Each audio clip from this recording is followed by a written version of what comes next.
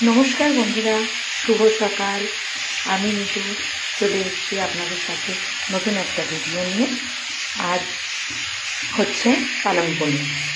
পালং শাকটা গরম জলে একটু ভাপিয়ে নিয়ে সাথে কিছু কাজু বাদাম আর লঙ্কা দিয়ে পালং শাকটি পেস্ট করে রেখেছি।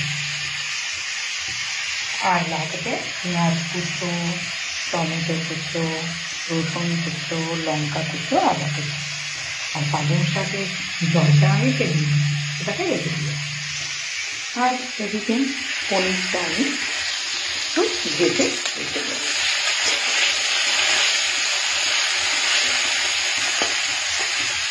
পনিরটা একটু হালকা করে ভেজে নিয়ে আগে